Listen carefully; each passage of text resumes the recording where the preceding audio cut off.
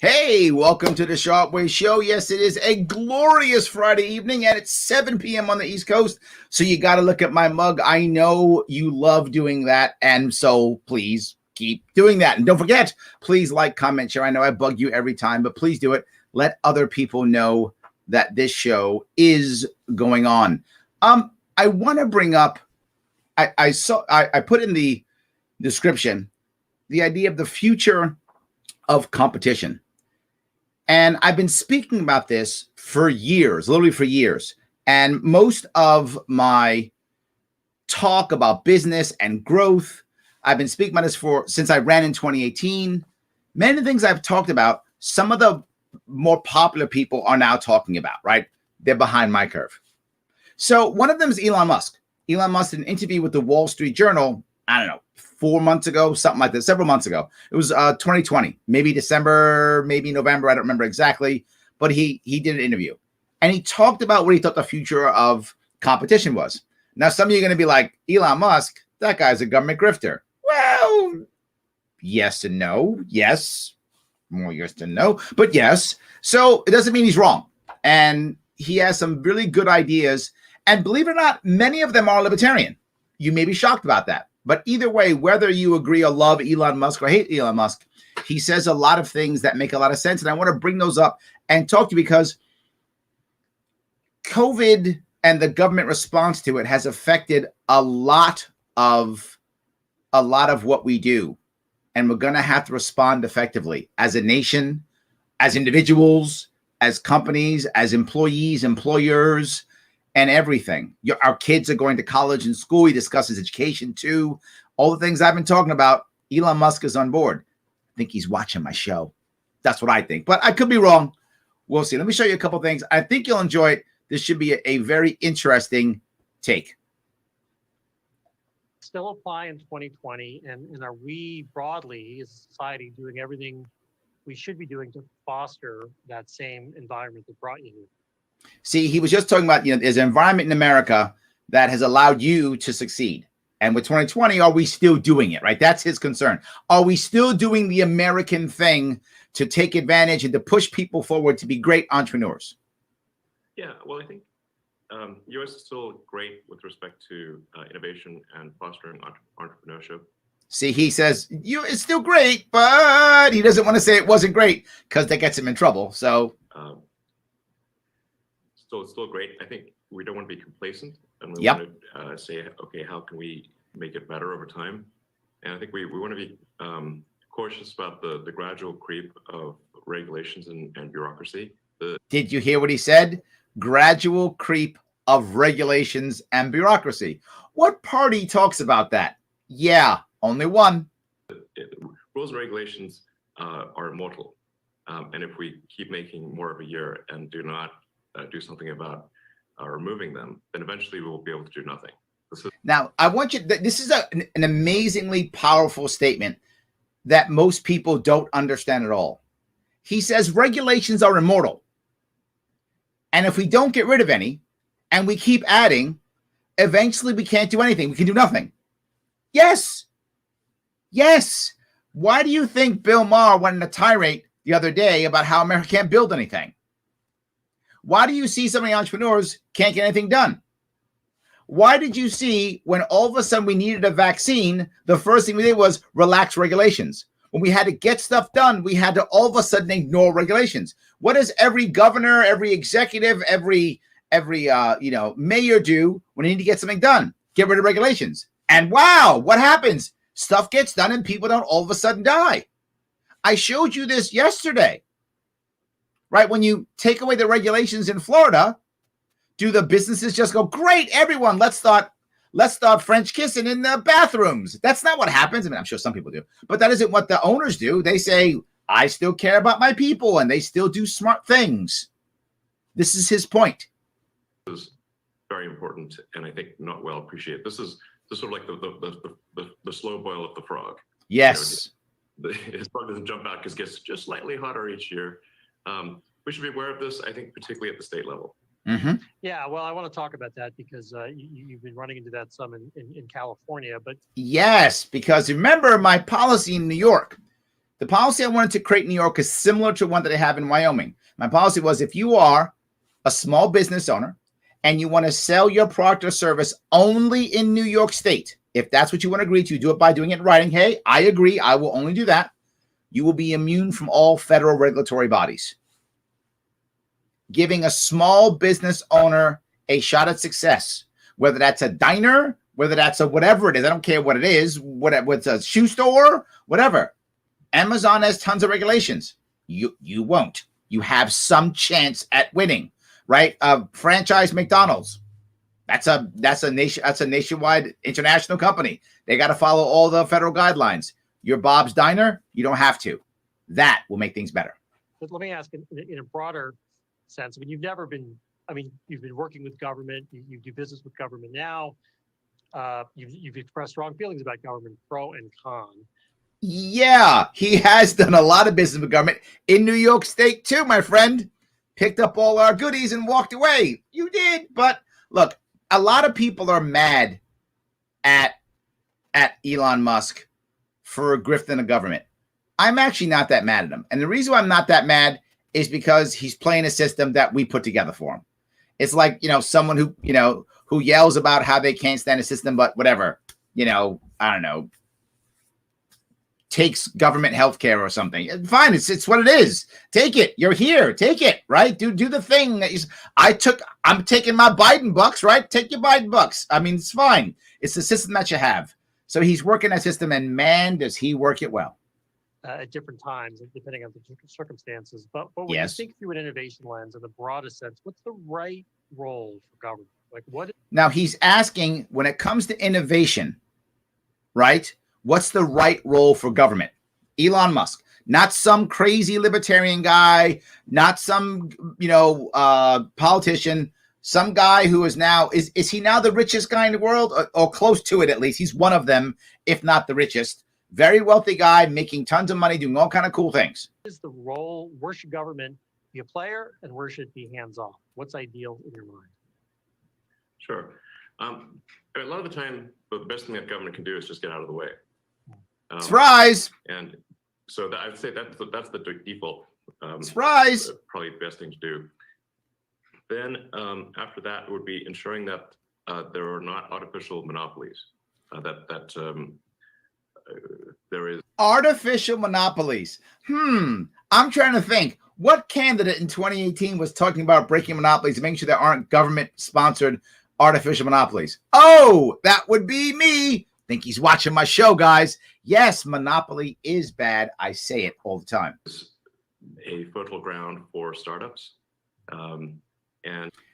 And when people say, Larry, how are you going to use government force to break up the monopolies? If you notice what I always talk about, right? I always talk about the idea of not forcing to break up monopolies, but to allow a very awesome advantage for the little guys to create competition. That's what he just said. He said fertile ground for the startups. That's what he means. He wants to make sure that you have fertile ground for startups so they can get up and compete against the others. That's how you break monopoly, by allowing the people to choose where they want to go in any given environment.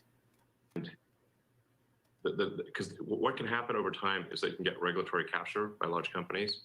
Regulatory capture, for you guys who don't know what that means you create so many regulations that virtually nobody can get in because it's too expensive to even get into the industry. These are barriers to entry. There's basically no way of getting in. And if you walk in, it's a minefield of regulations. You make one mistake, you're finished, right? One error costs you $100,000 in fines.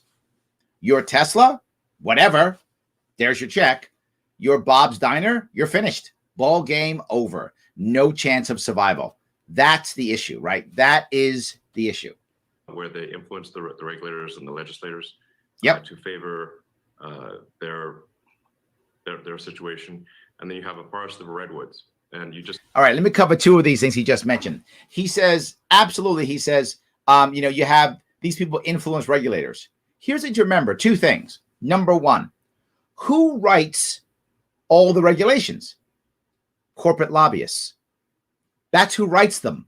So the corporate lobbyists write the regulations. Well, if you're a corporate lobbyist writing the regulations, you're going to write them to make sure your corporations are happy. Of course you are.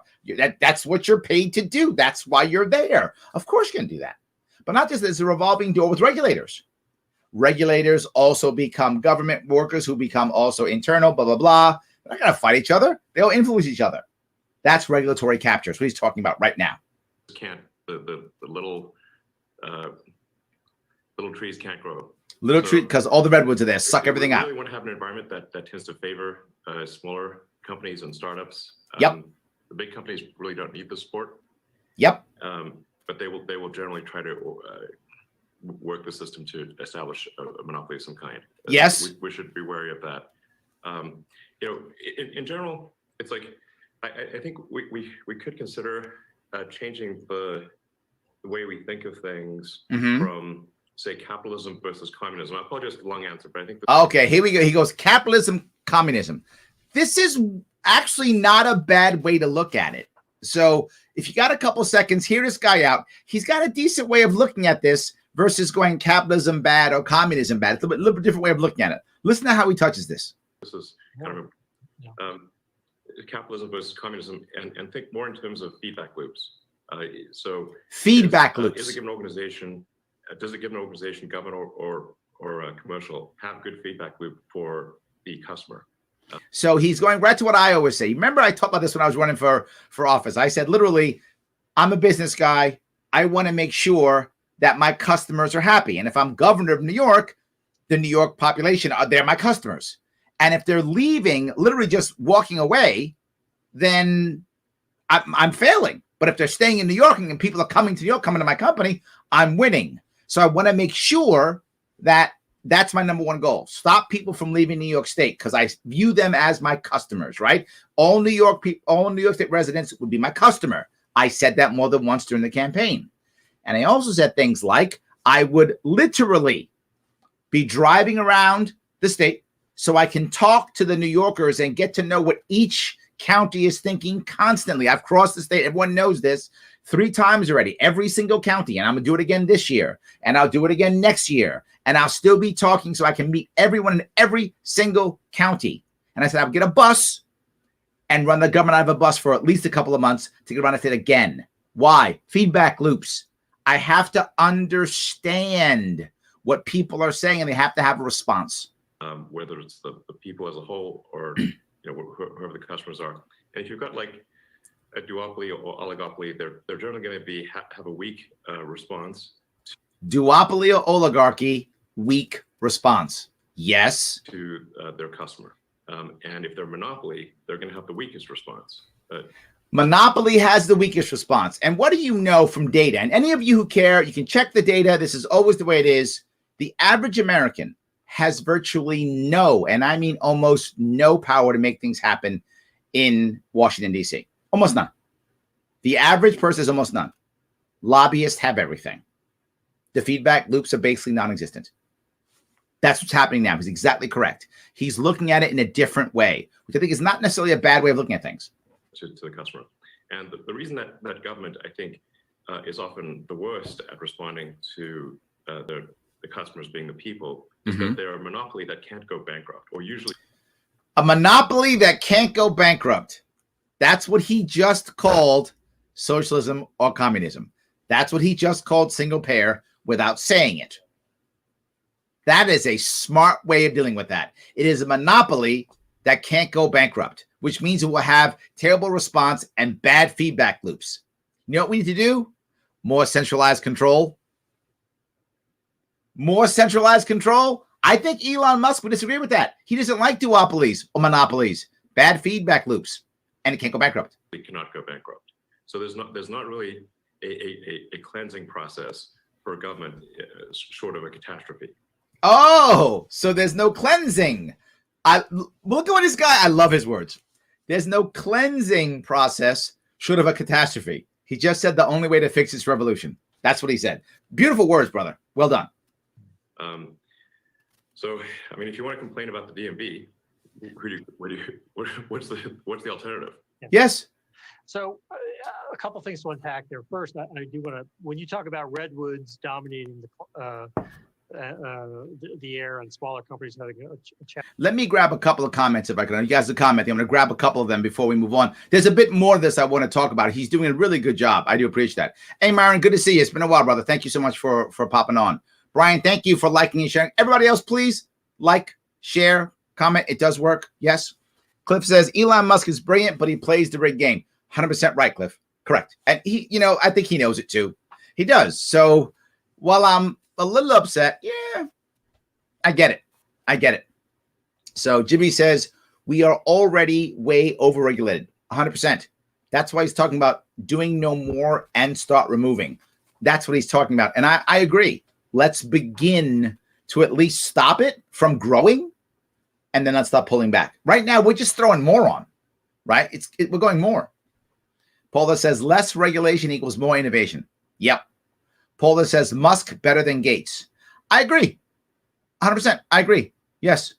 So Brian says, rather like to debate about what to do with federal money if the LP ever qualifies for it. Take it. Yes. Take it. That's my view. Take it. Go do great things. If you don't take it, somebody else will. I know libertarians get mad at me. How could you take the money to ruin us? Maybe, but you know what? Let's take a chance to get ruined. Let's get a shot at getting ruined. That's it. Don says he's second right now. He was for a quick minute a month ago. Right. Thank you for that, Don. I knew he was in like a top 3.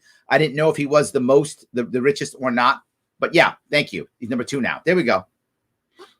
Musk identifies as moderate, but he's been reported that he refers to himself as libertarian.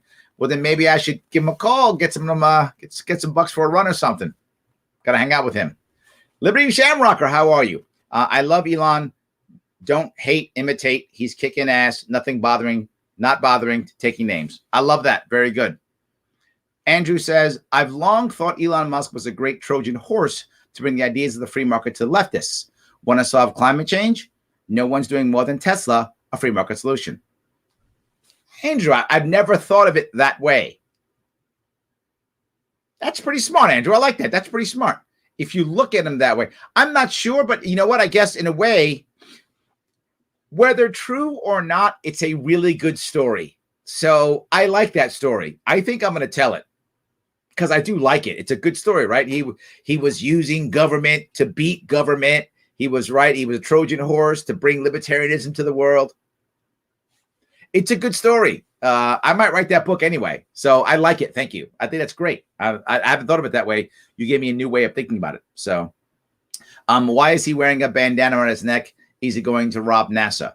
Yeah, that's funny, but he robbed far more than NASA already. I mean, he's already got the money in his pocket. He don't need the mask anymore. He did it open.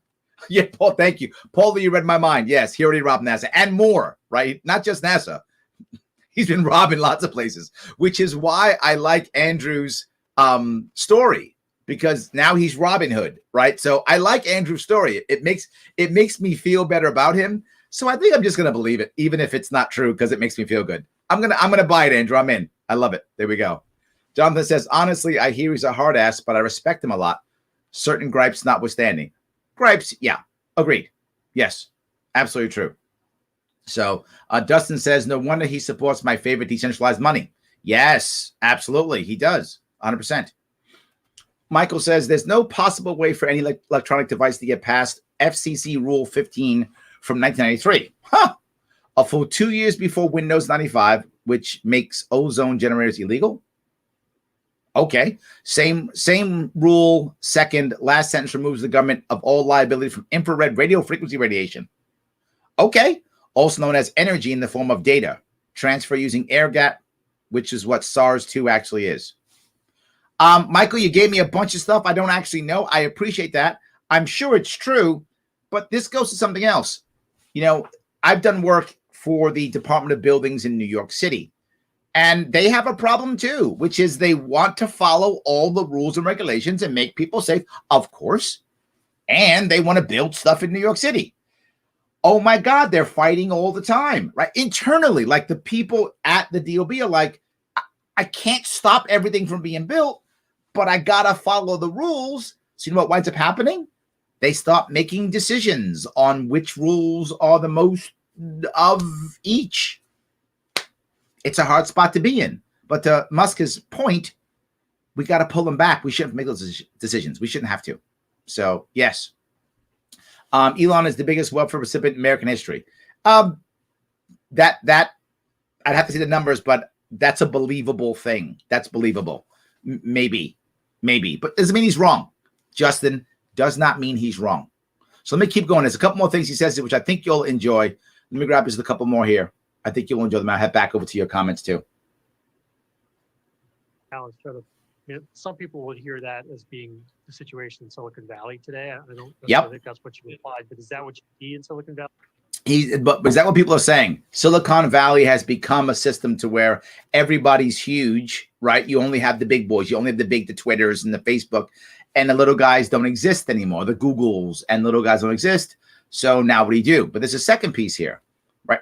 When you have, even if you had fertile ground for the startups to grow, if after that regulations are so hard to go to the next step, what happens? They're just waiting to be bought.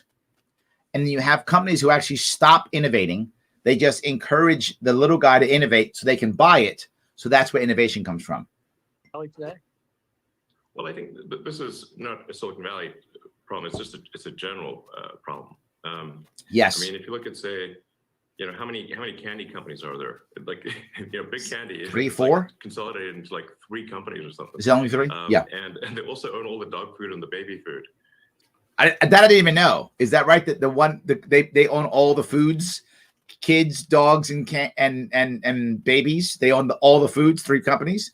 I don't know that to be true. That makes sense though. Again, believable. So it's like, when's the last time there was some good candy? What's the forcing function for a new candy bar? I haven't.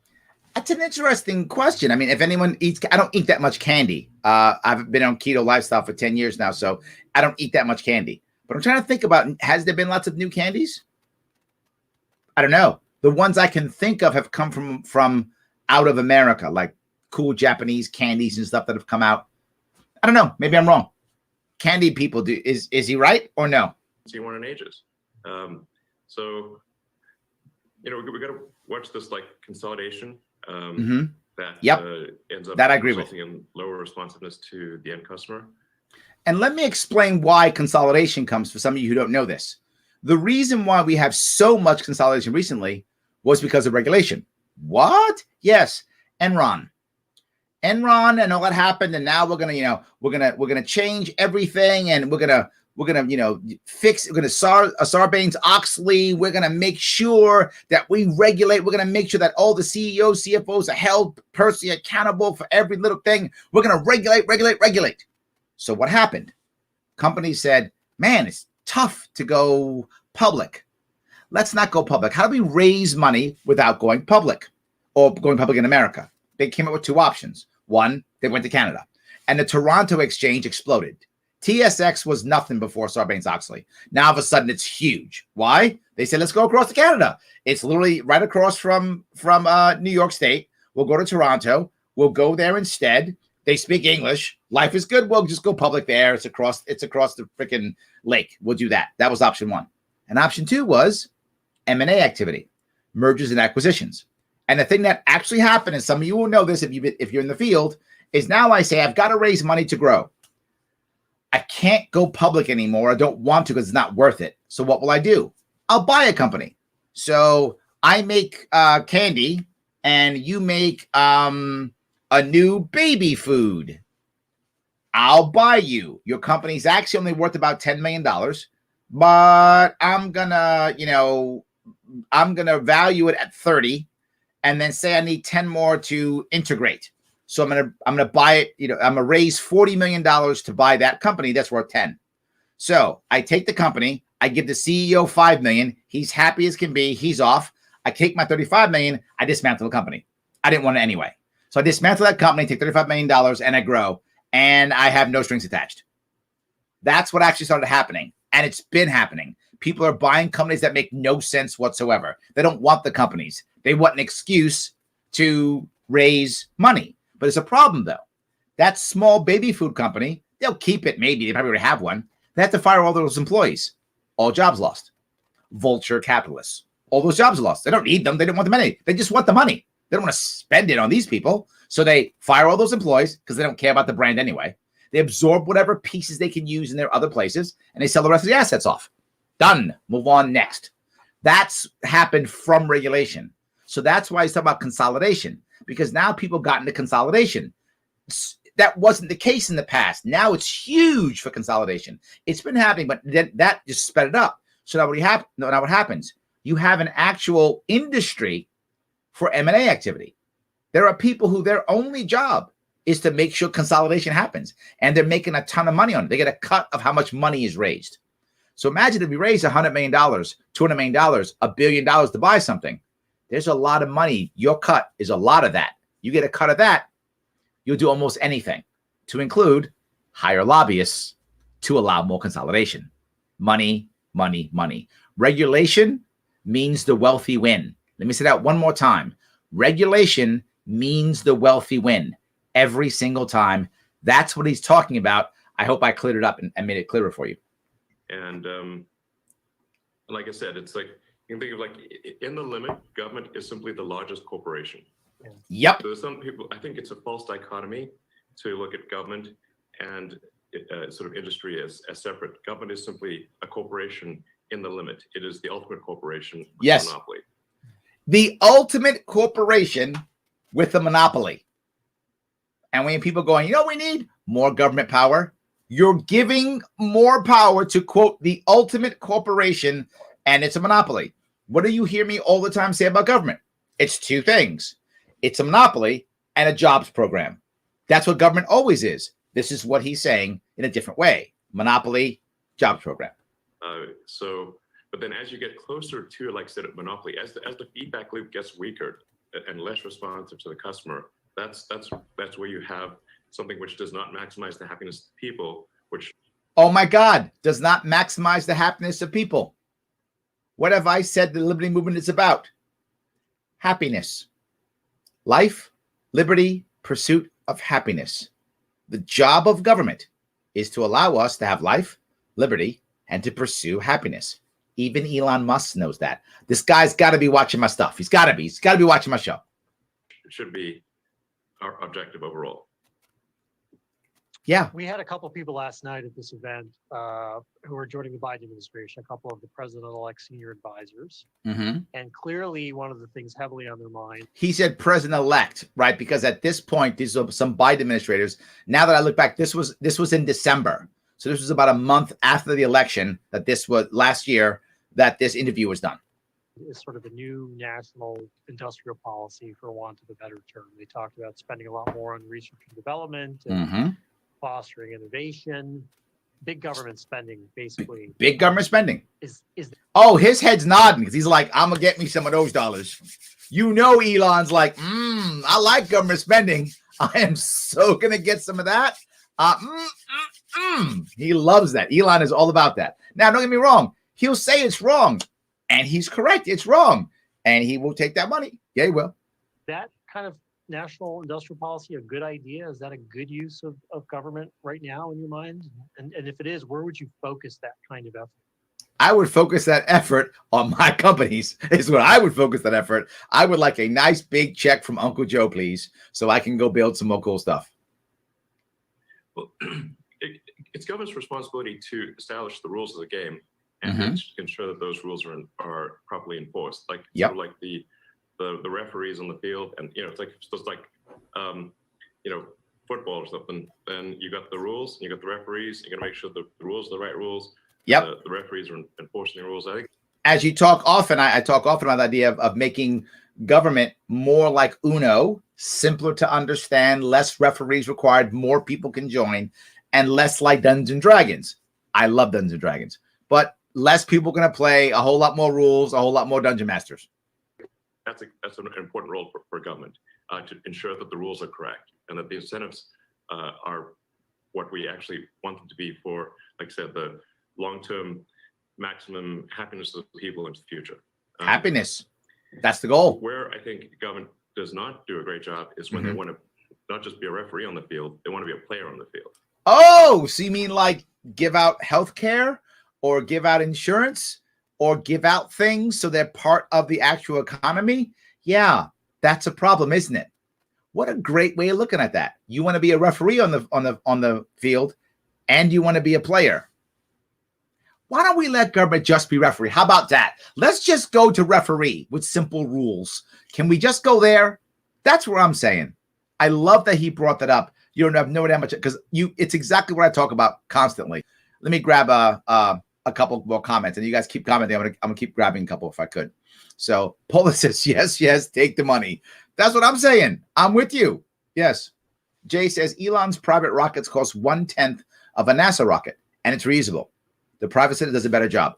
I think, of course it does. But to his point, you really want to have the right incentives and a fairer, better playing field, and then the private sector does a better job. Otherwise, the private sector falls to the same problem in that it becomes a monopoly. And again, bad feedback loops, all those things. Absolutely. Yes. Brian says, I agree. We've got to take the money. We must play the game with the tools we have available to beat the duopoly. I'm in. Yes. 100%. If we take the government money to win the election, we can get rid of the election money. Shelley. Yes. Absolutely. Love it when Musk packed up, moved to Texas. He's going to cover that in a minute, Paula. In fact, so let me keep going. He's actually going to cover that too. That's also brought up. This does not end up in a good situation. Picking winners and losers. That kind of Picking winners and losers. I mean, effectively, government incentives do favor. Like you're going to say, like, what are the rules of the game? This is obviously an imperfect analogy, but I do think it is a pretty good one. That you want the government to be carefully focused on ensuring the rules of the game are what we actually want them to be. That we're getting rid of old rules. This is very important, which is not. He keeps bringing up that idea of old rules. If you remember my policy from 2018, I brought up the idea of every single law in New York State, everyone without exception, and I mean every law, should have a 6-year sunset. 6 years, it goes away unless it is, all over again, re-voted on. It has to be re-voted on every 6 years, every single law. And it must be single sheet, not all the laws. We all say yes, each one separately. You do that, watch the old laws fall away. And then someone will also go, well, they forget to make murder a law. First off, they're not gonna. That's insane, and even assume that's never gonna happen. They somehow get themselves paid in raises every year. They remember that, so they'll remember murder. But let's say they forget murder. Say it actually happens. They forget to make murder a law. Great. We still have manslaughter, other forms of murder, assault. The one guy who they went, oh, we can't charge him. We don't have murder as a law. We'll get that one guy on manslaughter or whatever is the appropriate thing, and then we'll re-vote on murder. It'll be fine if it ever happens. So every single law, 6-year sunset, goes away unless voted on. Not just that, it keeps our legislators busy on rereading laws. They have to reread laws and be responsible for the newer laws, because then they can't go, well, it was already the law. No, dude, you voted on it just last year. 4 years ago, you were still in. You voted on that law. You said yes to it. You're responsible now. It's an excellent idea. He's right. Laws have to start going away. Occurring, and that the rules are enforced such that we have ethical behavior of companies. Now, there are times when you have an unpriced externality, such as the CO2 capacity of the oceans and atmosphere. So then, if that is not priced in effectively, then you can get behavior in industry behavior that does not, that we think is arguably not good. See, this part I'm not happy with, but I get where he's going. It's better than not. He's talking about basically a carbon tax in some way, shape, or form, right? He's saying if the bad stuff costs more, they'll do less of it. I get that logic. It's probably true, but it doesn't end it, right? Drugs, cocaine costs a lot of money. Yet people still do a lot of cocaine. And the other problem is it also creates the black market of meth and crack and every other bad thing, and heroin and all those things, and fentanyl. It creates all those things too. So I'm not sure that's always the right answer, but I get where he's going with it. And the next thing is, we don't have carbon tax now. Yet he's making electric cars. We're still doing solar and wind and stuff, and we don't have carbon tax yet. I'm not sure this one's right, but I get where he's going with it. For the environment, or not good for the future of the planet. Most of the time, provided pricing is correct, you will see correct behavior from private industry. So, that's like one example where if we effectively price carbon, we'll see the Bingo. right behavior, and then the government does not need to try to pick technology winners and losers. They can simply incent the outcome. I think it's incredibly important that government focus on incenting the outcome, not the path. Now that concept, I'm actually with. I'm with him on the concept. Right now, government does not do that. Government says exactly what you must do, how you must do it, how long it must be, how far it must go, every single thing. They order you what to do, so when you don't do it, they can punish you and put you in jail and fine you. It is a racket. It is a money-making scheme. His concept is, don't do that. Just incentivize the right outcomes. If you don't get to the right outcome, you don't get the incentive. If you get to the right outcome, however you do that, you get the right incentive. It's a much better theory to govern on. That's for sure. Better theory. I'll give him that. 100% better theory. You mentioned California, and I have to ask, you're in Texas right now, and here we go. Speculation, and you've been vocal Paula, this year on some of your frustration in California. Are you relocating? Is it happening? And can you talk a little bit about what's been troubling you in California so much this year since you mentioned it? A bunch of the same stuff that's bugging us in New York, my friend.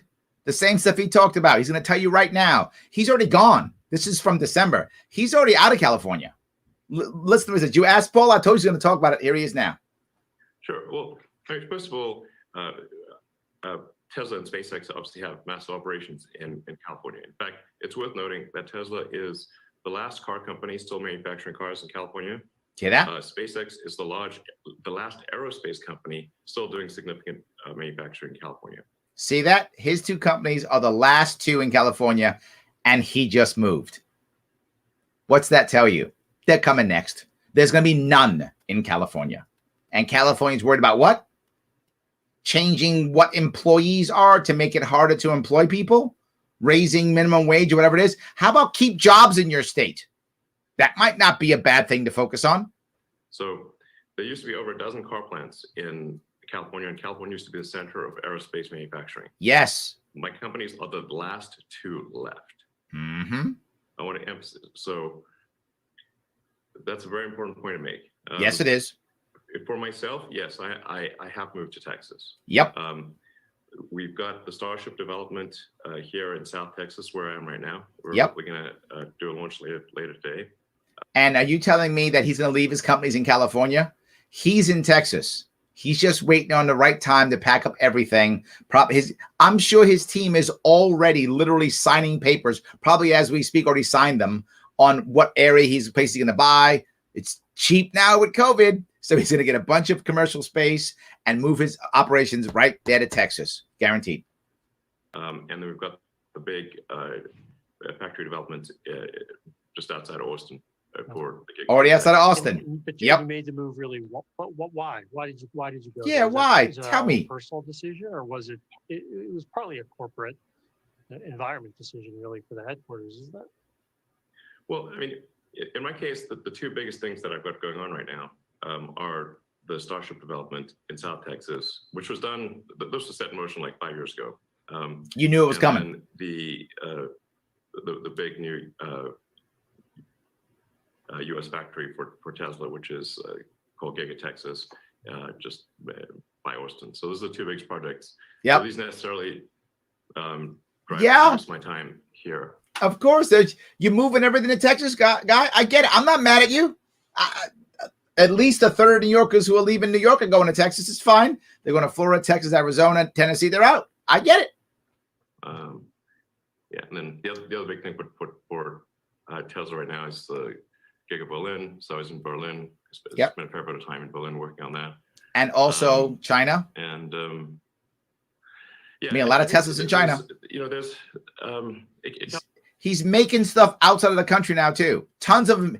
I think like 20% of his revenue comes out of China now. That's how much money he's making in China. Killing it in China.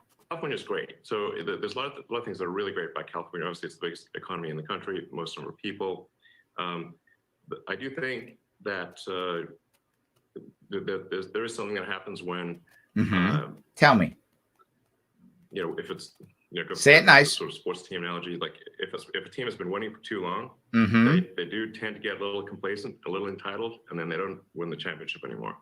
Complacent and entitled. That's what he called California. That's not bad.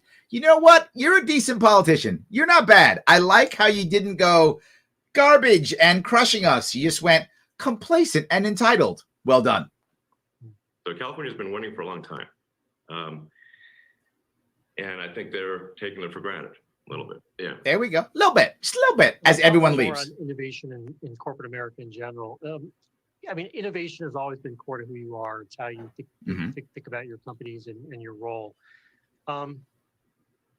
In the corporate suite in America, are companies in general fostering and developing and innovation and as the leaders in corporate America? Talking about leaders again. Now, guys, I talk about leadership all the time. It's what I do for a living. My day job is this, right?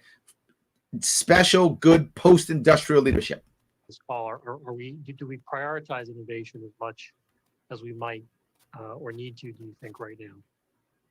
Well, I think there's innovation, but then there's also just our CEOs in corporate America focus enough on product improvement.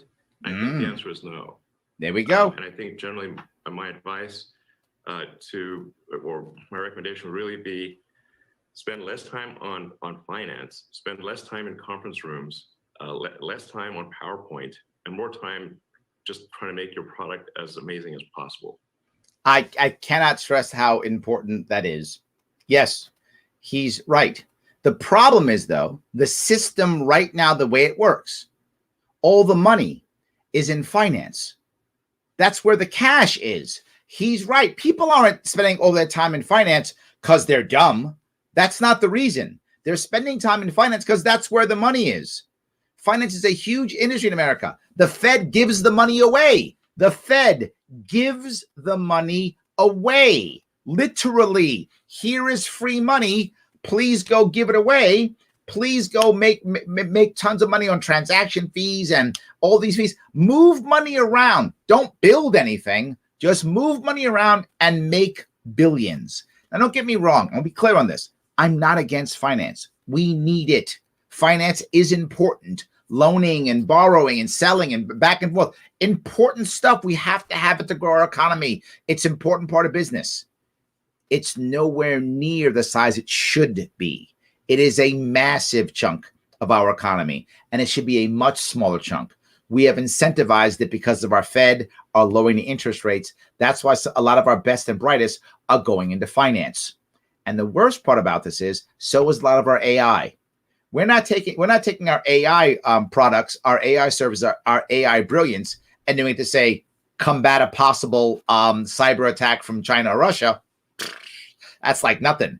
We're worried about how fast can we get our algorithms once so we can trade freaking GameStop and make a killing. That's what we're focusing everything on because that's where the money is in finance. I'm not against you buying GameStop and making money. Enjoy. But that's not bringing value. That's just moving money around, which again, enjoy. But if you have a huge chunk of your economy that's doing that, unless you're at like a city state, like, I don't know, Luxembourg, which is basically a bank surrounded by a city. I mean, if that's what you are, fine, do that. Singapore, fine. We're a 330 million person country. We can't be a bank surrounded by a country. It doesn't work for us. It works for Luxembourg. It works for Singapore. It's not going to work for us. And the company take their cue from that. Why is that? Is that because boards or shareholders are too finance and return focused and don't think enough about product as being at the heart of value? Is it because a certain kind of the skill is cultivated? Why is that? Why is that a problem? I just told you. Should ask me. I told you. See, he didn't have an answer. I had to answer right away. I should be doing this interview. I'm not as cool as Elon Musk. I know. I'm better looking. That's true, but I'm not cool than him. I think there might be too many MBAs running companies. I love that answer, though. There's the MBAization of America, which You have heard me say this how many times? He literally just said, Americans, stop going to college so much. Not all of you should be in college. Yes, some people should go to college, and some people shouldn't go to college. It depends on the person. We shouldn't be throwing people into just more college. Get advanced degrees. Why? You should get an advanced degree if it's right for you, not just because I'll be more valuable. No, you won't. Get your degrees because it makes sense to you, because it's where you want to go. He's saying everybody's getting MBAs. Yeah, because they think that's the way to go to the front. It isn't. You need number crunchers. You got to have them. You need people who will cross the T's and dot the I's. For those of you who don't know, that's the script thing. Some of you youngsters don't write in script anymore. You need those things. Absolutely. Those people are important. But if you want to grow your business, it's not enough. I can't have 7 MBAs running a company. That company's dead. No chance of success whatsoever. Forget about it. I got 2 or 3 MBAs, then a couple people who are workhorses, a couple people who are like the savvy marketer types. Now we're good. Now we're rocking and rolling. We don't need everyone to be an MBA. This is why you these big consulting companies, the McKinseys and BCGs of the world, virtually useless. They come into your company, they'll charge you $1 million, and they'll tell you, what do you want me to say? You want me to say A equals B? A equals B. Thank you for the $1 million. That's how they work. So yeah, that's exactly what I'm talking about. I think is maybe not that great. Maybe not that great. Very political. Be more focus on the product, the service itself. Yes. Less time on board meetings. Less time on financials. The financials come as a result. Like you say, like what's the point of a company at all? Yes. Before he goes there, I'm talking about this. It's not that finances don't matter. They do. But here's the thing I will tell every entrepreneur, every company I come into. Financials matter. Checking and saving your money does matter. But here's the number one thing to remember. You cannot save your way to success. Doesn't work. You have to grow your way to success. Now, saving may be a part of that growth. Again, I'm not anti-saving. That may be required. Cutting a corner here or there for some dollars. Totally could be very valuable, right? Because you need other money for investment. But if your goal is, I'll just be frugal, you can't save your way to success. It doesn't work. You've got to also be able to move forward. I think that's his point. Let me grab a couple more comments if I can, real fast here. Got a bunch of these. So, all right. I think Musk is on record saying he hates Silicon Valley. Is that right? I don't even know that. You liked him when he smoked weed on Rogan. He did. He does smoke weed. That's true. Yes. Andrew says, the first time I ever heard of Elon Musk, I thought it was the name of a cologne or body spray like Axe. Never thought it was the name of a person. Elon Musk for men. I guess it could work. It could. Yeah. There we go. Need another Harry Potter before there'll be new candies. Oh, okay. We'll get you like that. Fine. Okay. Wasn't Dick Cheney associated with Enron? I actually don't remember. Maybe. I actually don't remember. Yeah. Intermittent windshield wipers are a great example of large corporations stealing ideas via making hurdles in the form of regulation. There are many of them. Thank you, Michael. I appreciate that. Yes, there are many of those. Yes. So I want you to be governor of New York. Thank you, Luke. I appreciate that. But what would make you nervous if Musk became president of the U.S.? Well, I mean, I don't know. Can Musk is not born in America, right? I don't think he is, right? So he could become president. I don't think he can, at least. I mean, but then again, they let Ted Cruz run. So who knows? Who knows? The rules only matter if people enforce them. So that's the reality. If no one enforces them, the rules don't matter. They only matter if someone enforces them. So I don't know. Could Elon Musk become president? He'd be better than most. I'll give you that, right? I'm sure he and I would not see eye to eye on everything, I'm sure. But would he be better than the guys we have now? Yeah, he would. He actually knows how to innovate and lead in a post-industrial leadership model. People said Trump knew how to lead, but Trump grew up in an industrial model. He doesn't know post-industrial leadership. Elon Musk does. He knows post-industrial leadership. So he'd be better than Trump in that leadership, better than Biden in not wanting to control everything. So I think he'd be better in both cases. He'd be better. What would I be afraid of or nervous?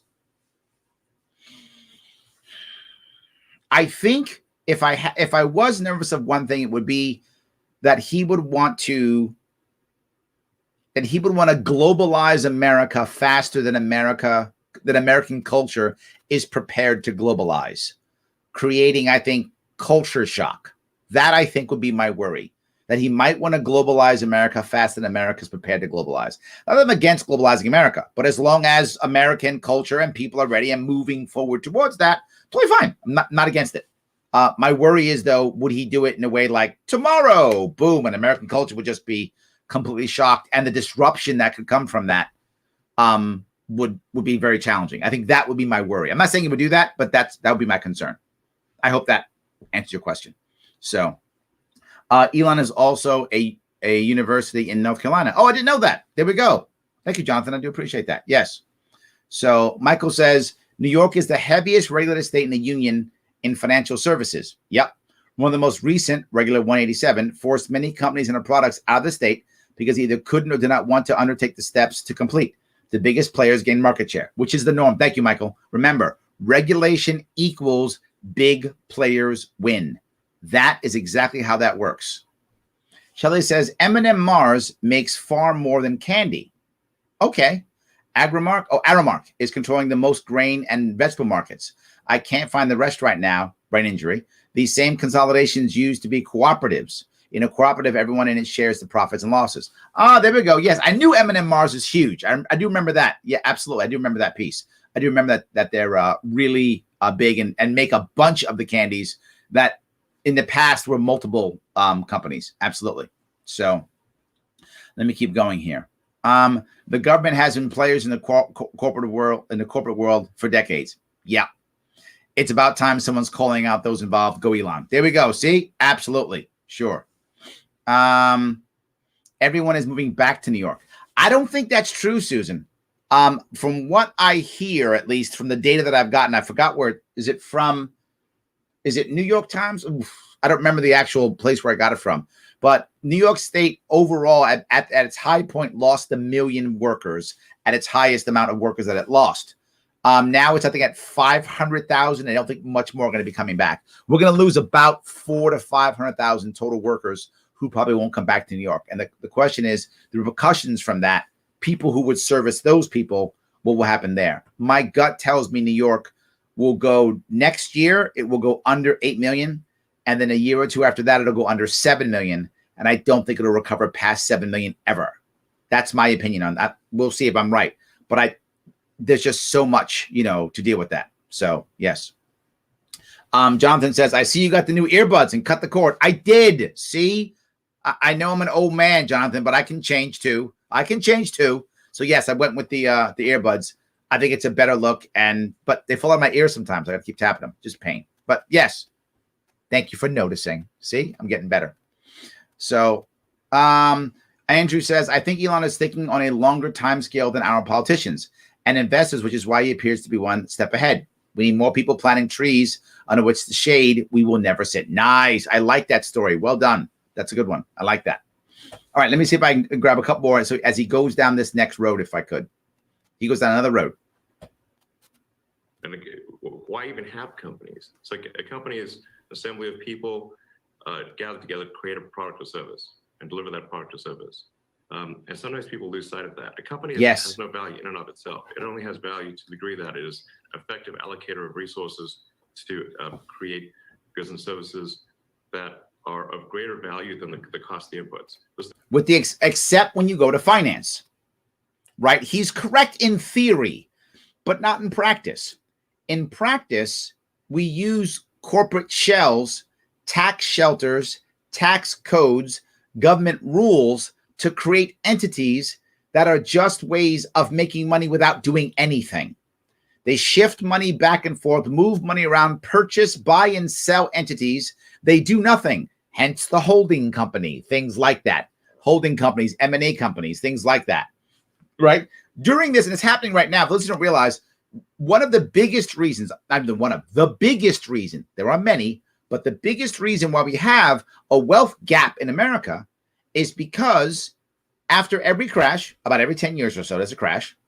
When a crash comes, the wealthiest people, they get out of the market early and get liquid enough cash because they get told by the elites, tell them this, they're the elites. Everyone else gets their butt kicked. The very poor are already very poor. They lose the least. They're already in trouble. But the working poor and middle class get hammered and have to sell all their assets. Who buys their assets? The wealthy. But the wealthy guy doesn't want to go out there and buy his own assets. So what does he do? He creates holding companies and hedge funds and private equity firms and things like that, and they purchase the assets. So that's why you find so many places out there, who owns these 14 homes in this area has been knocked down and put up, an apartment complex. It's, Acme Holdings. What's that? That's some wealthy people who put their money into an entity and started buying and selling stuff. And they don't care if you pay rent or not. They're just going to buy and sell anyway. They're moving stuff around, making transactions, making money. So in theory, he's correct. But the second you add a whole lot of high finance with tons of rules and regulations on that, you find that people using the rules to make a bunch of money. The thing we call profit is should just mean over time that the value of the output is worth more than the inputs. That's what it should be. And I agree. It's a reflection of the quality of the product more than. So if the product is good, presumably the profits follow rather than should be profits being versus profit. And yeah. So that's how it should work. Sort of have backwards, and if people are getting sort of the incentive structure is coming from the financial side of things. I don't know. It's what I'm saying. It's coming from finance. It's what him and I, simpatico. It's what I've been saying. I just earnestly would recommend to anyone listening that just spend less time in meeting rooms, less time on PowerPoint presentations, less time on a spreadsheet, and more time on the factory floor, more time with customers. Yep. And obviously a lot of people out there are already doing that, but I would just urge people to say hey, step back a second and say, is your product as awesome as it could be? Probably not. What could you do to make it great? There we go. So let me grab a couple more comments if I could, real fast. So Susan says, Elon, not a fan. A lot of people aren't, Susan. You're not alone with that one. Focus on the outcome. Oh, great. What I mean by focusing on the outcome is instead of telling someone or making a law, as an example, that says you must give every employee this amount of healthcare coverage or for this price or whatever the case may be, I want to not think that way. I want to think about it as the outcome. And the outcome is I want to make sure that my people have the best healthcare. That's the outcome that I want to focus on. I don't want to focus on how do I ensure that each company gives people this thing. That's not what I want to do. And focus on how they do it. That's not critical. The focus should be on the outcome. And if there are negative things they do, punish the company if they do negative things. But as an example, instead of me saying every company must do this or go do that, I say, here's an incentive if you're able to say, as an example, and I'm making this up, Susan, as just for your question, the outcome we want to focus on is every company should have a situation to where 95% of their employees, I made that number up, have access to quality healthcare. Maybe that's the outcome we focus on. So I'm worried about that. So now what happens? A larger company says, you know what? I'm not going to go through health insurance. I'm instead going to make a deal. Since my people are working in a certain area, it's a local place. I'll make a deal with the hospital. I'm going to pay the hospital a flat monthly fee. And the flat monthly fee allows my people to go there for $5 a visit. I made that up. For $5 a visit whenever they're ill, and their family members too, as long as they have the card that says they work for me. Now, some people do stuff like that. Right now, you'd be hard pressed to do that. You'd have to find a TPA, which is a third-party administrator, pay millions of dollars, blah, blah. Can it be done? Yeah. And do some people do it? Yeah. But it's only big companies can do it. Smaller companies can't. So I want to focus on the outcome versus focus on how I get there and allow innovation to get to the outcome I'm trying to give a benefit to. Maybe my benefit is if you're able to get 95% of your employees to be on some type of healthcare plan, whatever that thing is, right? That number or more, obviously, then your payroll taxes are, get reduced by 25%. I made that up totally, but that's the concept of focusing on an outcome and incentivizing outcomes instead of giving each individual company the rules that it must abide by and punishing them when they don't. I hope that's clearer conceptually on doing that. So yeah. All right. Jose says, I like carbon taxes replacement for all the taxes, making all taxes Pigovian. That means, I guess that's good. Is that a good thing? Or bad thing? Price in negative externalities and let the market take care of the rest. It's not necessarily a bad idea, right? If I compare the idea to status quo, yes, right? Compared to status quo, I'm not sure it's the perfect place to go. If I thought it was a stepping stone, I'm open to the idea, right? If it's a stepping stone move, I'd be open to the idea. You have to have the right environment to go there, because as Elon said, most time regulations are immortal. So if you put a carbon tax on, the odds are you wouldn't replace the other taxes. I would hope you would, but if you didn't, they'd probably just add them on later. So you'd be able to add taxes other ways. That's my worry about that, but I get where you're going with it. I do. So, all right. He has more freedoms in Texas. That's true. That's why he went there. Yes. Dustin says, 5 of my coworkers quit and moved to Texas, and I'm in the process of doing the same. California's a failed state. A lot of friends I know, they just want to do that, to do as he pleases, ready to move. Yes. But I want to bring that piece up, though, Susan, and what Dustin just said. When you have this issue, you have a lot of people who just realistically can't move, and they're stuck. They can't move either because of financial issues, right? They don't have enough money to pack up and sell things. And as things, as maybe your house is underwater, or maybe, your mortgage is underwater. I'm sorry, or your house, but your mortgage is underwater, or you have high taxation. No one wants to buy your home or something like that. That could be a problem. Or you might have an issue where, you're working for the state and you're going to get a pension in 5 years. Do you really want to leave and throw your pension away? Or maybe you have elderly parents. Susan, I bring that up. I know you know well how that works. Maybe you want to stay here for your parents until they pass, or a child who's going to school. There are many reasons why people wouldn't want to leave New York or California, whatever. You're Elon Musk. You pack up and you move. You're one of the richest guys in the world. You have a mansion in California, a mansion in Texas. It's nice to be rich and wealthy like that. He does have more. He can do what he pleases. I completely agree. But good for him. I'm not mad at him for it. Good for him. I wish I had his money. I can go do some cool things too. Be nice. So Jimmy says, and people wonder why the homeless population is so bad in California. No major manufacturing, less jobs. I'm sure that's a part of it. I'm sure there are a lot of other issues. But yeah. Man with stuff, look, that going in California. Newsom should be recalled. Well, that's true. Newsom should be recalled. But, are they going to get somebody great all of a sudden? I'm not sure. Paula says, it's almost as if competition makes you better somehow. Crazy. I know. Pretty much nuts. So taxation is theft. Good ideas don't require force. Make electric awesome and just.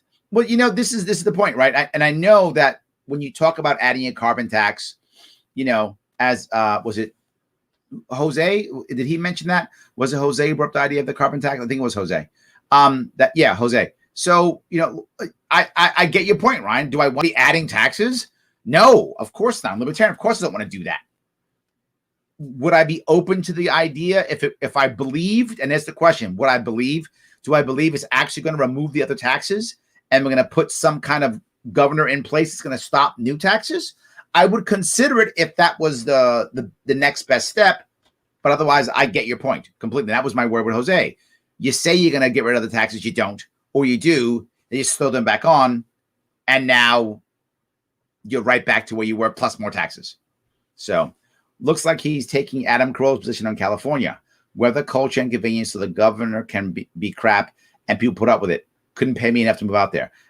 I think that's right now where also Bill Maher is. He's like, man, I just don't want to leave. I like it so much. Yeah, I think that's what it is. So, all right, let me go back and got a couple more things I want to bring up with him. I think you may enjoy. He's not done yet.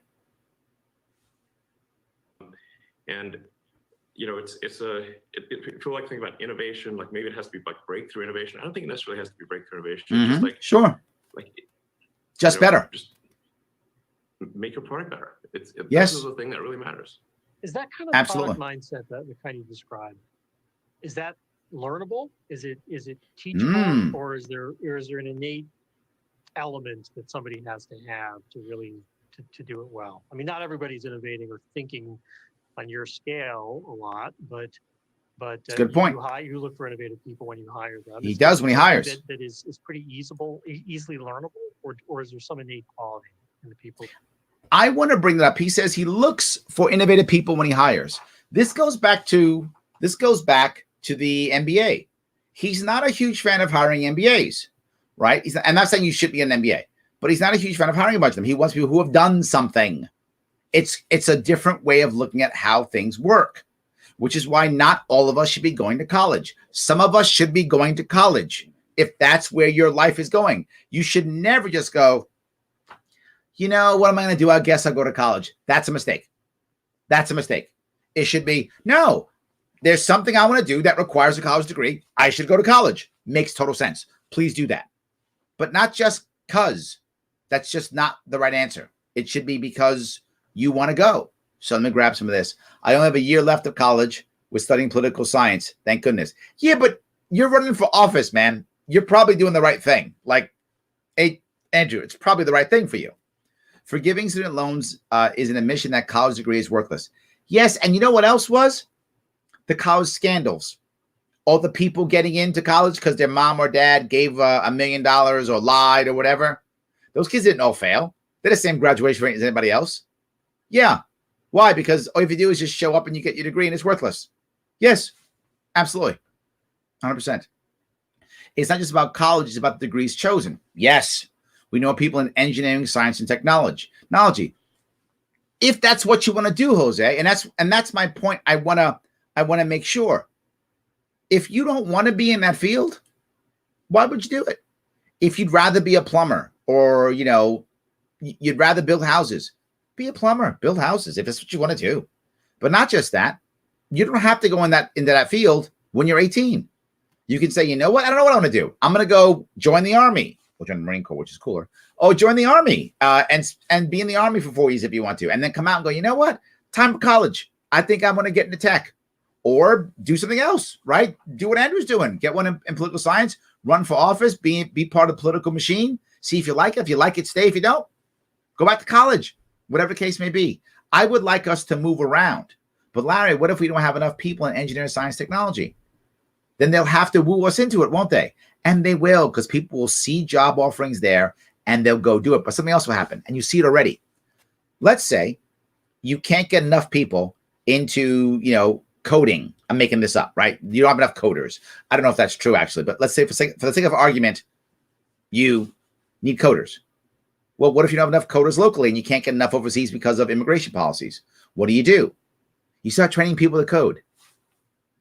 That's what businesses do. They take in smart people and they train them to code. You will by default create more OJT.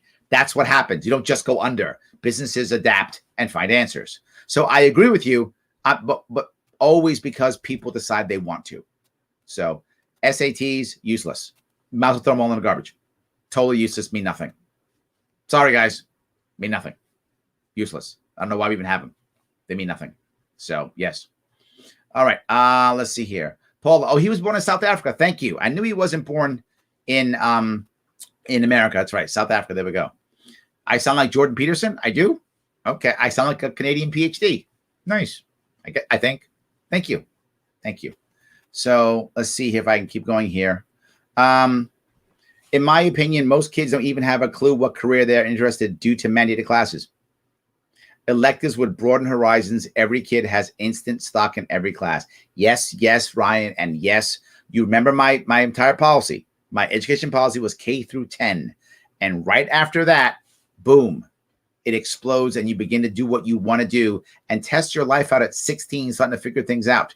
And by the time we're done, 4 or 5 years, you actually know what you want to do for at least your first career, if not your second or third. I do appreciate that. Let me grab a couple more of these if I can. We're almost out of this, guys. I'm going to grab you a couple more things that he says, which I think are pretty interesting. I hope you're enjoying this. That succeed. I think it is learnable. I mean, step number one would be try. Yes. Have you tried? And have you tried hard? And if you haven't tried hard, try hard. I think it is learnable. It's not some mysterious. But the point he didn't bring up was what you hear me talk about all the time, which is being okay with failure. That's a critical piece. And part of the culture that's hurting us right now in America is the idea of zero tolerance, one strike and you're out. You've got to fail your way to success. There's no way around that, guys. Anyone who says that that's not true doesn't understand what success is and has never had it or hasn't seen it. You only fail your way to success. There's no way around it. Successful people all have one thing: grit. When they fall down, they get back up. If you are someone who cannot get back up, you have to work on that or you're going to struggle to be successful. If you can get back up, you got a shot at being successful. You may not be, depends on how you define success and where you want to go, and of course other aspects. But if you don't have grit, you will not be successful. You're really going to struggle hard. That's just completely lucky. And if you have grit, you got a shot. You still may not be, but you got a good shot. Getting back up is the critical aspect. So while he says, have you tried and tried hard? The question is, to try hard means to risk falling down. To try hard means to risk failing. And if you haven't tried hard yet, you might have already failed. And you fall into a slump and not try hard again. So resilience is key here. Thing. It's just basically just be like an absolute perfectionist about the product that you make, the service that's provided. Seek negative feedback from all quarters. Feedback is critical. Feedback loops are right. People who aren't customers, like, hey, okay, what can we make this? How can we make this better? Yep. And I say this all the time. When customer service complaints, when you get them, you shouldn't be angry. When you get customer service complaints, that's actually a gift. It is a very poorly wrapped gift, but it is absolutely a gift. I got that idea. I forgot who told me that. Was that? There was a buddy of mine I used to work with, a guy named Rich Atkins, used to say it all the time. It's a gift, but it's a poorly wrapped gift. And he's right. It's a poorly wrapped gift, but it is a gift. And when you get that, you can look at it and go, you know what? How can I be better? I think it's absolutely learnable. And just if you find yourself spending a lot of time in getting presentations and reviewing spreadsheets, you're barking up the wrong tree. There we go. That's the effect, not the cause. So just get out there on the factory floor, get out there in the stores. Gotta get out there on the factory floor. Think about what would you love to have? Oh, and sometimes I think, and I've had this conversation at Tesla a few times, where it's like we're trying to think, okay, we don't. It's at times like we don't love this product, but we think others will love it. That's not really how it works. If you don't love it, don't expect others will either. It's a very interesting piece. If you don't love it, don't expect others will either. I'm not sure I buy that one, to be forward. Right? It should be if you're not proud of it. But there's lots of things that you don't have to like. I remember Famous Amos. Some of you remember this. I'm dating myself. Famous Amos made the Famous Amos cookies. They were very popular. And this guy was like a guy who was like, got out of prison and no education, something like that. Some amazing success story. He made cookies and people loved his cookies and people bought Famous Amos cookies. But so afterwards, he made a more popular cookie, which was a soft cookie. His cookies were crunchy. And he literally did an interview and he said, people like soft cookies, so I make them and I'm proud of how good they are and people love them. He goes, I don't like them, I like the crunchy ones. And he literally ate the crunchy cookie. And he's like, those are the ones I like, but people love them. So I would make that shift, not to, if you don't like it, others won't like it. I would say if you're not proud of it, if you're like, yeah, it's a dog, then it's a dog. But if you're proud of it, right? Even if you don't personally like it, if you go, that's good quality right there. And people who like that thing will love that. I think that's the key. If you're not proud of it, how will anyone else be proud of it or like it either? So I would look at the pride issue myself. Now you're at a moment. I want to talk about your companies in a minute, but you're at a moment where we're particularly Tesla and SpaceX are really growing in lots of ways. Huge. And you've had plenty of ups and downs even to this point, but Yep. it's a high point. On your own journey in this way, what are the biggest mistakes you've made that you've learned from? This is the failure piece we talked about, right? You've got to be able to fail and get back up. You talked a little bit about being willing to put yourself out there. Yep. Fail, learn, keep growing. What Absolutely. were turning points for you that really you said, wait a minute, this is wrong, or this is the wrong move, either personally or for the company, and that you learned from that have fed to where you are right now? 100%. Well, if I had to list all the mistakes, this would be a very long call. So too many to even think of. I'm trying to think of, like, I get that. Could I classify them in some way? Can you classify his failures? Well, I mean, some of the things I mentioned just before, it's like where I was recommending that people spend less time in a conference room, less time getting presentations and spreadsheets, and that, like, generally that's like when I have spent too much time in a conference room, that's generally when things have gone awry. And when I go and spend time on the factory floor, or that's not a really good answer, my friend. The cars, thinking about that wasn't helpful. It's like that's where things have gone better. But does that risk? Some people would worry that risks sending a message to your teams that you personally have to be involved. Yep. That you can't delegate or you can't trust them. And I think that's one thing that makes some executives reluctant. They're trying to find that line between showing their personal commitment and trusting their subordinates to do the work. So you don't want to micromanage. Yeah, I mean, you're known for being passionate, sleep on the factory floor, but is that a concern for you, or do you not care? That's not an issue for you, right? You're a bad interviewer. Well, there's a lot of talented people at SpaceX and Tesla, and I think the morale is good. What I want to bring up here when it comes to leadership, and for those of you who are in management positions or things like that, and you say, well, no, I want my leader to be right next to me all the time. That isn't always the right answer, right? The issue is you want to make sure that you believe that your leader is not asking you to do anything that he or she wouldn't do themselves. That's a critical piece. You have to believe that.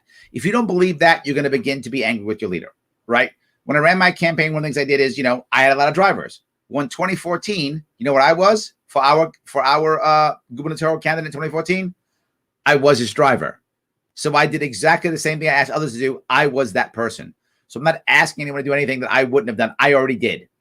And that was the kind of, before I started my campaign, I wrote myself a check for $10,000. I bugged you guys for money all the time. Well, I had to put my own money in first. You had to know that. Well, if I'm going to put money in this, well, Larry, yeah, my money's in, right? And again, for these, okay, you can go check the data. It's public knowledge. I put 10 grand of my own money in, right? And then I said, guys, give me money. So I think that's a more critical piece. The people have to believe that whatever you're saying, guys, get out there, do, that you would do. I think that's a critical piece. And speaking of that, since that was the perfect timing for that, guys, if you want to help me out, you can. I'm bugging you for money now. If you like what I'm doing, if you appreciate what I'm bringing to you, if you want me to keep doing it, head on over to patreon.com/Sharpe Way. Throw me a couple bucks. If you got your Biden bucks in, did you get your stimulus check? Is it stimmy time? Throw me some of your stimulus money if you can. 10 bucks, 25 bucks a month, whatever you could do, whatever you got. If you're filthy rich, throw the whole $100 a month at me if you got all that kind of money. I hope you're Elon Musk rich. Do that. That'd be amazing. But if you don't have the cash, no worries. We were talking about government interference, and part of that's the response to the pandemic. How do you feel about that? You okay with it? Different parts for you okay? Heading over, click that link that I have inside the description. The link right here takes you over to the advocates.org, the pandemic survey. Please take it. It's free. So if you got the cash, I'm happy to take the cash because I got to keep building this out and keep doing this and paying my team. I got to keep doing that. But if you don't have the cash, no worries. I'm not mad about that either. I'm not mad about Elon Musk having a ton of money or maybe you not having a ton of money. All good. No worries. Click on this. It's free. 3 to 5 minutes. Take the test. Finish it. Once you're finished with that test, share it online. YouTube, Twitter, wherever you got to share it. Share it. Let people know you took it. It makes my sponsors happy. It makes me happy. And it's free. And of course, always like, comment, and share. All right, let me keep going down this road for a little bit because he does say things that I want to keep touching some of these points he makes. I for sure respect them greatly, and it's an honor to work with them. And I find that if I am engrossed in the details of the issues, this does not result in them feeling better, but worse, but feeling better. Like they're in my experience, more energized. It's like, if you think about like war, it's like don't do war, dude. Stay in your lane. You own your lane. Stay in your lane. You own it. Don't go here. This is going to be a mistake. You want the general in some ivory tower or on the front lines? Like I don't want on the front line. The troops are gonna fight a lot harder if they see the general on the front lines than if no, they're not. Generals, in some cushy situation. So we need sergeants in the front line. We don't even want lieutenants in the front line. Just the prince in the palace. Yeah. Get out there on the goddamn front line and show them. Okay, scratch that one, guys. Ignore that one. That was a bad one. Just in some plush office somewhere. Yeah, I'm in my plush office right now, actually. Stay in your lane. Too. Yeah, my office. Yeah.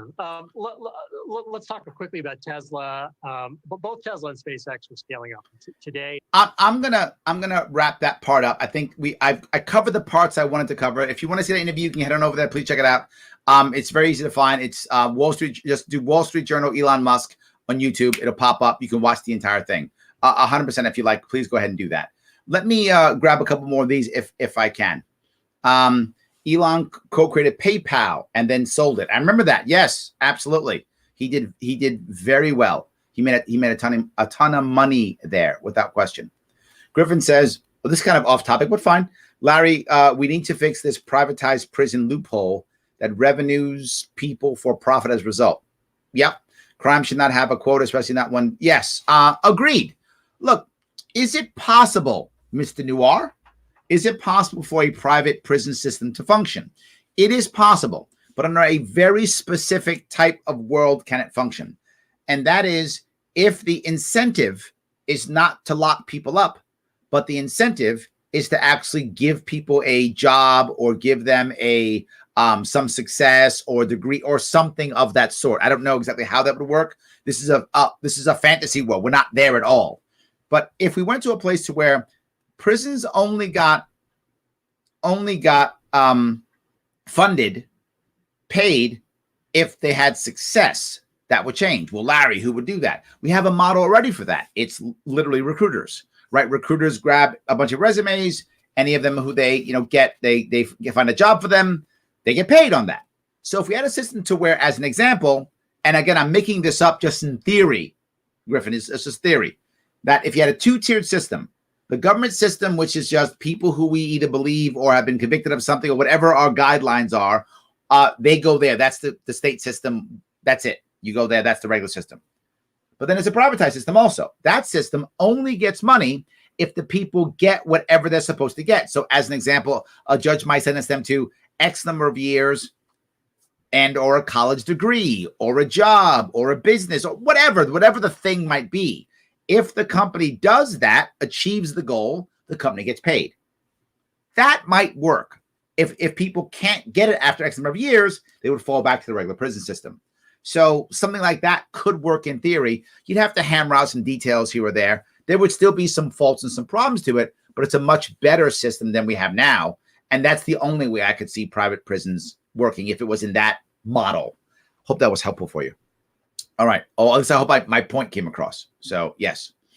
I think one time Musk jumped online with his workers. Now that's not a bad a thing either. It's not like I don't want my officers in front of me in combat. Of course I do, but not all the time. When the big push comes. Otherwise, you can stay in the ivory tower. It's fine. No worries. I'm really okay with that. So Jay says, Larry, you got to call Elon to fund your gubernatorial campaign. Yeah. He says he's social liberal and fiscal conservative. If only he would endorse an LP candidate. Well, maybe I'm the one. We'll find out. I love it. Absolutely. Maybe. Kyle says, what are your thoughts on flat income tax versus a sold sales tax? None of these things am I against in theory, right? This is a generic, people go, well, you got to love flat tax or love this. The devil's always in details, Kyle. Do I want a better, fairer tax system for Americans? Without question, yes. If I, again, and I go to the next part, is this a stepping stone? Do I believe that it's a stepping stone to even less taxation and or more ways of raising money other than taxation? If I would believe that, totally fine with it. If not, it's just another way of making bad taxation look good. So am I against the flat income tax? No, if other things are in line. I don't mean to dodge that question. I know it could sound like I'm dodging it. I just want to tell you all the different tax schemes are probably better than what we have now, but I just want to make sure that we're not adding. Our current tax system is an embarrassment, a disaster. It's only hurtful. It's created industry for nothing. It's all bad. If we would simplify the tax system as a general rule, I'm in, as long as I know it's not actually adding taxation. So that's my issue.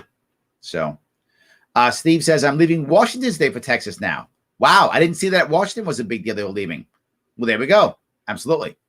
So, hey, Larry, I got my opinions ready to smoke. I think onions are ready to smoke. I'm wondering, do you think car insurance should not be mandatory like myself? This could save low-income, middle-income families thousands a year.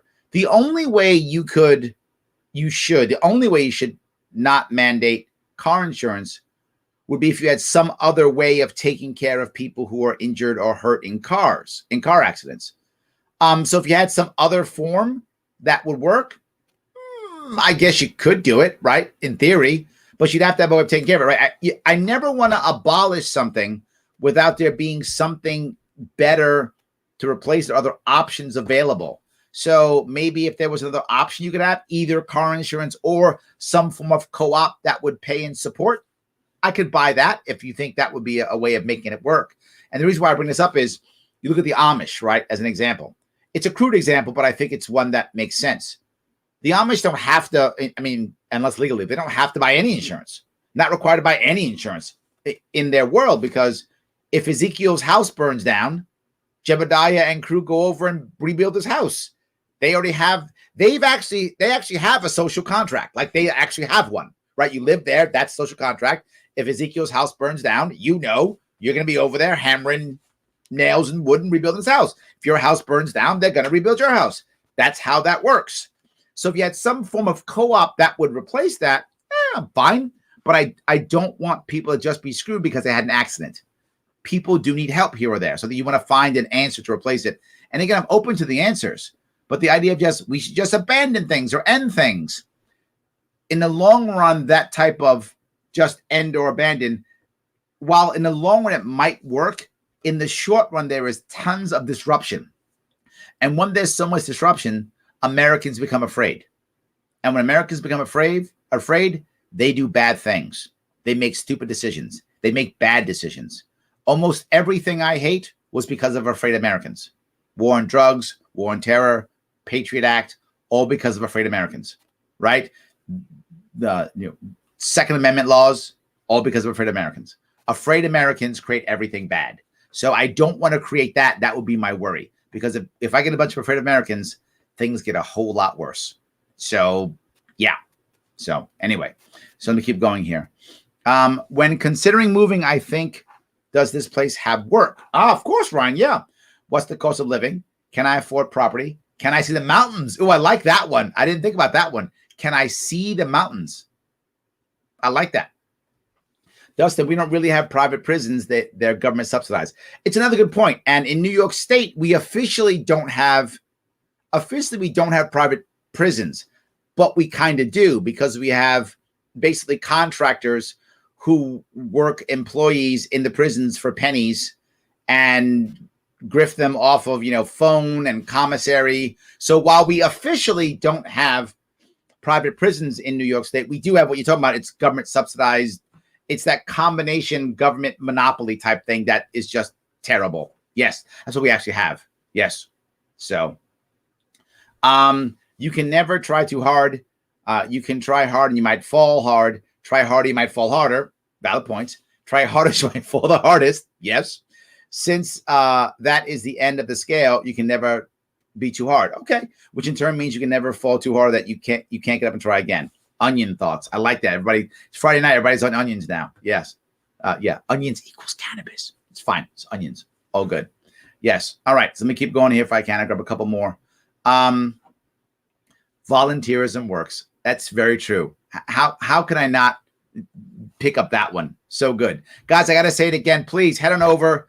Take the pandemic survey. It helps me out tremendously. It makes my sponsors happy. It makes me happy. Go do that. If you like what I'm doing, if you want me to keep doing it, do that. Or if you've got some cash instead, patreon.com/Sharpe. Throw me $10 a month, $25 a month, whatever it is, so I can keep this going again and again and again. And I can promote it more and make it be bigger, stronger, faster, more bodies, more people. Make this thing grow so we can be super cool and awesome. And always, even after the show, like, comment, share. Share this on Twitter, share this wherever. And the last piece I'll ask you, if you could, follow me on Twitter. If you're on Twitter, don't follow Larry Sharpe. That's great. That guy's smart. Do that. But go follow Sharpe Way on Twitter. Let's get Twitter bigger, better, stronger. Follow me specifically, Sharpe Way on Twitter. Heading over there. Click those likes if you could. It helps me tremendously.